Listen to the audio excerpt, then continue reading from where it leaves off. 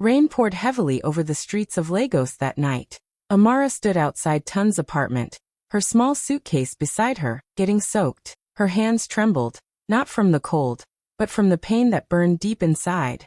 Tun stood at the door, his voice loud and cruel. "You're a burden, Amara. Always depending on me.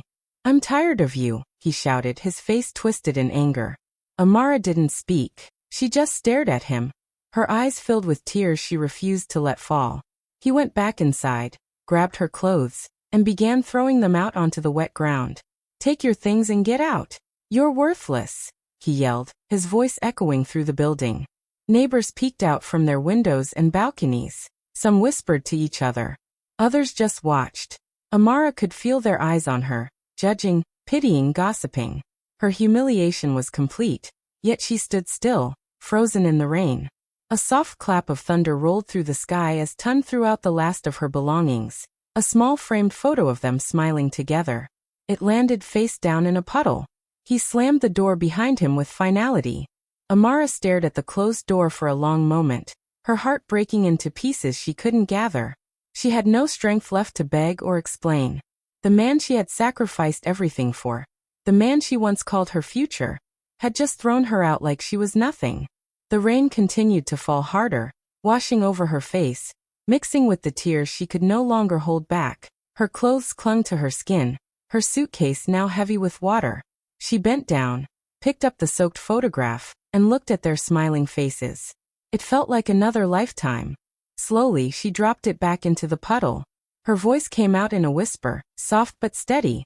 "One day, Tund," she said, staring at the door that had just shut her out, "you'll regret this." Then she lifted her suitcase, turned away, and walked down the empty street. Her shoes splashed through puddles as thunder echoed in the distance. Each step was slow, painful, but certain. Behind her, the building lights flickered. Ahead, the city stretched wide and dark, full of noise, danger, and unknown beginnings. But for the first time, even in her heartbreak, Amara felt something small and fragile awaken inside her. It wasn't anger. It wasn't hope yet. It was a quiet promise that this was not how her story would end.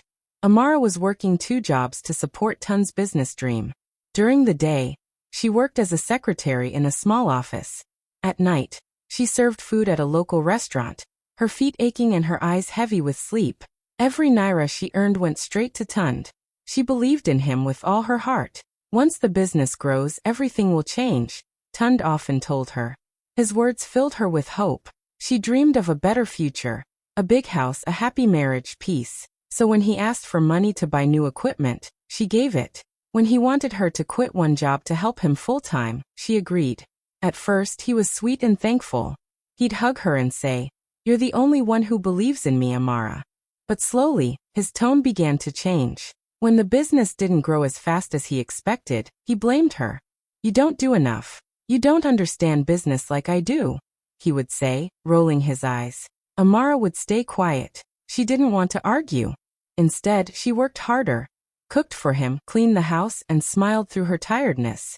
She kept telling herself it was just stress, that he still loved her. Her friends noticed the change in her. One afternoon, while they were having lunch, her best friend Ifeoma said, "Amara, you're doing everything for him. What about your own dreams?" Amara smiled weakly. "He just needs time. When he succeeds, we'll both succeed." But deep inside, she felt a quiet ache. She missed the woman she used to be, confident, joyful, full of laughter. Now, she barely recognized herself in the mirror. Tund began controlling more and more things. He'd check her phone, question her about where she went, and criticize her clothes. "You don't need to look like that. You're mine," he'd say, half joking but serious. When she tried to talk about her feelings, he'd laugh. "You're too emotional, Amara. Focus on supporting me instead of complaining." Bit by bit, she stopped sharing her thoughts. She smiled less, spoke less, and laughed only when he was in a good mood. At night, when he fell asleep, she'd stare at the ceiling and wonder where her joy had gone. A year later, everything fell apart. His business failed, and instead of taking responsibility, Tund turned his frustration on her. The man she once loved began calling her lazy, useless, and ungrateful. The gentle words that once comforted her now cut like knives. When he finally threw her out, It wasn't just her clothes that landed on the street.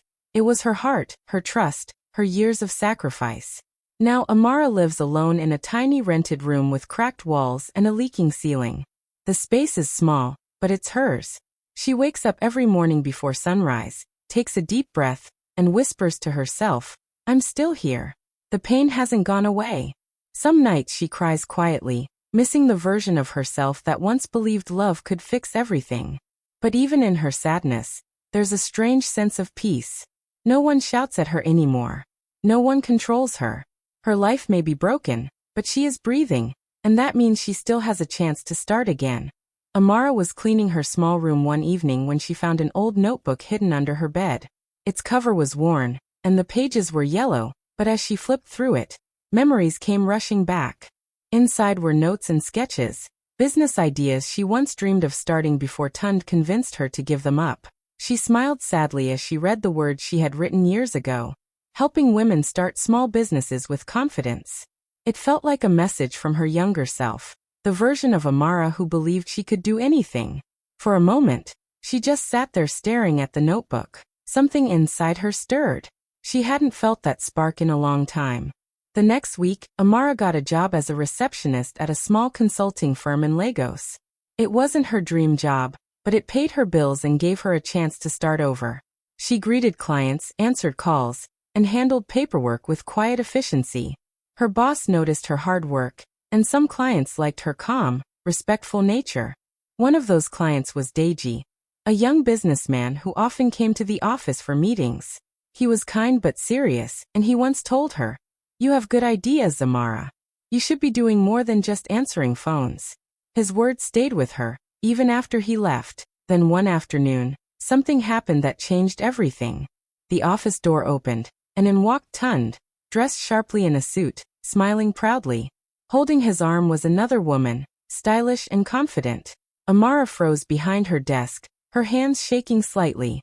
Tund's eyes met hers, and for a brief moment, surprise flashed across his face. Then he smirked. "Oh, Amara," he said loudly, pretending to be polite. "Didn't expect to see you here. Still doing receptionist work?" His words stung like a slap. The woman beside him laughed softly, whispering something in his ear. Amara forced herself to smile. "Welcome, sir. Please sign in," she said, her voice steady though her heart was breaking. Tund looked her up and down, clearly enjoying her discomfort. "You could have had a better life if you'd listened to me," he said quietly before walking away. When they left, Amara sat there for a long time, her chest heavy with shame and anger. Old memories flooded back. The nights she worked for him, the insults, the pain. But this time, something inside her changed. The humiliation didn't break her. It woke her up. That night, she opened her notebook again. She read every page, every idea, every dream she once had. Then she whispered to herself, "Never again. I'll never let anyone make me feel small." She remembered Deji's words, "You should be doing more." So she gathered her courage and sent him a message. "Good evening, Mr. Deji. This is Amara from the office. I've been thinking about some business ideas I once had. Would you mind giving me a little advice?" Her finger hovered over the send button for a moment before she finally pressed it. Her heart raced. It was a small step, just one message, but it marked the beginning of something new. For the first time in a long while, Amara wasn't just surviving. She was daring to dream again. Amara began working with Deji on a new business concept. At first, she felt nervous and unsure of herself. Sitting across from him in the small office, she often doubted her ideas. Every time Deji asked, "What do you think?" her voice would shake a little. But Deji was patient. "You know this better than you think, Amara," he told her with a smile. "Just speak your mind." Slowly, she started believing him. Together, they worked on a project to help women start small businesses. Amara used the same ideas from her old notebook, ideas she had written years ago when she still believed in herself. Days turned into weeks, and she began to see her confidence grow again. Yet it wasn't easy. Some clients didn't take her seriously. Some laughed at her dreams. Others rejected her proposals. Each rejection hurt, but she refused to give up. At night, she'd sit by her small window, looking out at the city lights, whispering to herself, "One day they'll see." Deji noticed how hard she worked. You remind me of myself when I started, he said one evening. It's okay to be scared, Amara. Fear means you're growing. As she grew stronger, life threw her a new challenge, Tund. One afternoon, her phone rang. When she saw his name, her hands froze. She hadn't heard from him in months. She almost ignored the call. But curiosity got the better of her. Amara. Tund's voice came through soft and gentle. How have you been? I was just checking on you. Her heart tightened. For a moment, she almost felt the old warmth. But then she remembered the rain, the shouting, the humiliation. I'm fine, she said simply. Tund sighed. I made mistakes. Maybe we could talk sometime? I just want to see how you're doing. A part of her wanted to believe him. She almost said yes. But then she remembered how he had broken her. How he had called her worthless. No, Tund, she said firmly. You lost that right. And she ended the call. Afterward, she felt shaken but proud. She realized that she no longer needed his approval to feel worthy. Later that week, she visited Mama Ifeoma, her kind elderly neighbor who had always looked out for her. Over tea, Amara told her everything, about her fears, her doubts, and her dream to start her own company. Mama Ifeoma smiled warmly and said, My daughter, sometimes God lets them break you so you can rebuild stronger. You are not who you were before. You are becoming who you were meant to be. Those words stayed with Amara. From then on, she worked harder than ever. Days blurred into nights. She wrote business plans, met clients, and faced rejection after rejection. Some nights, she cried from exhaustion. Other nights, she smiled through tears because she could finally see progress. Deji encouraged her, reminding her how far she had come. Slowly, small victories began to appear. One client signed a deal. Another recommended her to friends. Piece by piece, her dream started taking shape. Months passed. The tiny idea in her notebook became something real. Amara launched her own business, a consulting firm that helped women like her start and grow their own small companies. She called it Rise Consulting. On the opening day, she stood in front of the small office she had rented with her savings. Her heart swelled with pride. The sign above the door read, Rise Consulting, empowering women to dream again. Tears filled her eyes as she whispered, I did it. It wasn't just a business. It was her story. Her pain turned into purpose, her struggle turned into strength. And though the road ahead was still long, Amara finally believed one thing with all her heart. She had risen, and she would never fall the same way again. 2 years later, Amara's company was booming. Rise Consulting had become one of the most respected firms in Lagos. Her name was now known among business leaders, and her story had inspired many women across the city. That evening, she was invited as a keynote speaker at an exclusive business event. The hotel ballroom was filled with wealthy investors, company owners, and media representatives. Cameras flashed outside as expensive cars lined up at the red carpet. A black Rolls-Royce pulled up to the entrance. The driver stepped out and opened the door. Amara emerged gracefully, wearing a simple but elegant gown. Her hair was neatly tied, and her confidence shone brighter than the gold jewelry she wore. The crowd turned to look. Some whispered her name. Others clapped as she smiled politely and walked toward the entrance. Inside, as she greeted guests and prepared for her speech, a man at the far end of the hall froze. His heart skipped a beat. It was Tund. He looked thinner, tired, and defeated. The once proud man who had thrown her out now stood in a cheap suit, trying to blend into the background. His business had collapsed a year ago, and he was now struggling to pay his debts. He had heard of Amara's success, but never imagined he would face her like this. When she stepped onto the stage, the crowd applauded loudly. Tund watched in disbelief as she spoke with grace and power.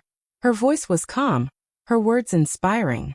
She spoke about resilience, self-worth, and how failure can lead to growth. Sometimes, she said to the audience, being broken is what helps us discover our strength. The audience gave her a standing ovation.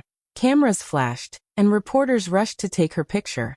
After the speech, as guests gathered around her to congratulate her, Tund slowly walked forward. His steps were hesitant. His voice trembled as he spoke. Amara, he said softly. She turned and saw him. For a moment, silence filled the air. The man who once shouted at her now stood before her with lowered eyes. I'm sorry, he whispered. I was wrong. You didn't deserve how I treated you. Amara looked at him calmly. There was no anger in her eyes, only peace. She took a small step closer, her voice steady and gentle. You were right, Tun, she said. I was worthless to you, but not to myself. Her words hit him harder than any insult ever could. He looked down, unable to speak. Amara gave a faint smile and turned away, walking toward a group of business leaders who were waiting to meet her. The sound of her heels echoed across the marble floor, strong, confident, unshaken. Tun stood there, watching her walk away. The woman he had once called weak now shining brighter than ever. That night, as Amara left the event and stepped back into her Rolls Royce, she looked out the window at the glittering city lights. Her heart was calm. She didn't need revenge or anger. She had already won, not by destroying him, but by rebuilding herself. Amara's speech inspired everyone in the room. Her words about resilience and self-worth touched hearts deeply. Many people wiped their eyes as she spoke about her journey, how she was broken, humiliated, and left alone, but still found the strength to rise again. When life pushes you down, she said, don't stay there. Stand up, even if your legs shake. You are stronger than you think. When she finished, the audience stood and clapped loudly. The sound filled the hall. Amara smiled humbly, her eyes shining with quiet pride. For the first time in her life, she truly felt free.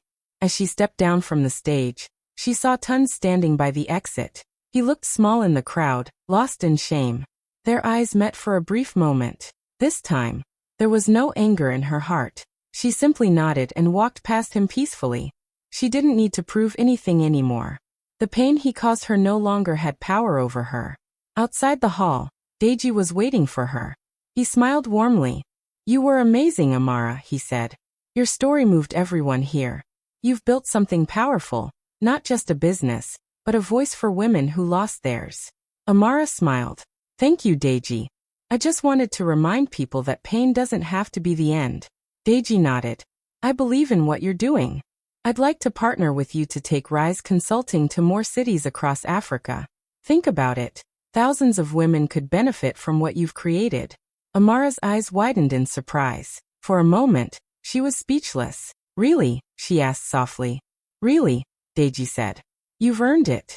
She laughed quietly, feeling warmth fill her chest. Not because of the offer, and not because of Deji's kindness, but because she finally felt proud of herself. She had built her own life, her own success, her own peace. Later that evening, as the event ended and guests left, Amara stood by the large window, watching the Lagos skyline glitter in the distance.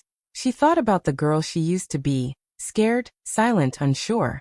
That girl had been through storms, but she had survived them all. Deji came beside her and said, You look peaceful. Amara nodded. I am, she said simply. For the first time, I'm not waiting for someone to save me. I saved myself. They both smiled, the kind of smile that comes from shared respect and quiet understanding. When Amara finally stepped outside into the cool night air, she took a deep breath. The same city that once held her pain now held her victory. She walked toward her car, strong, confident, and unafraid. She didn't need revenge. She didn't need validation. She had already won in the most powerful way possible, by finding herself again. Amara returned to the same street where she had been thrown out years ago. The night was calm, and the city lights glowed softly against the dark sky. Her black Rolls Royce stopped in front of the old apartment building. She looked out the window and saw the familiar gate, the same one she had stood beside on that rainy night, crying, broken, and lost. The memory came back to her so clearly that her chest tightened for a moment. She could almost hear Tun's angry voice and feel the cold rain on her skin. But this time, everything was different. She was not the same woman anymore. The gate was rusted now, the paint peeling. The building looked smaller than she remembered. It no longer had the power to hurt her. She rolled down the window and looked at it for a long time, her eyes calm and steady. A soft smile touched her lips. Thank you, she whispered. Thank you for breaking me so I could rebuild. Her voice was gentle, without anger or bitterness, just peace. She knew now that every tear, every heartbreak, and every humiliation had shaped her into the strong woman she had become. She sat back in her seat, nodded to her driver, and the car began to move slowly down the road. As they drove away, the city lights reflected on her face, bright, warm, and full of life. Amara looked ahead, her heart light. The pain of her past no longer chained her. It had become the reason she rose. The Rolls-Royce disappeared into the night traffic, leaving behind the street where her old life had ended, and her new one had begun. For the first time, Amara felt completely freed. Hi besties. Two hearts. Thank you so much for watching till the end. Don't forget to like, comment, and subscribe for more amazing stories. See you in the next one. Bye. Waving hand sparkles.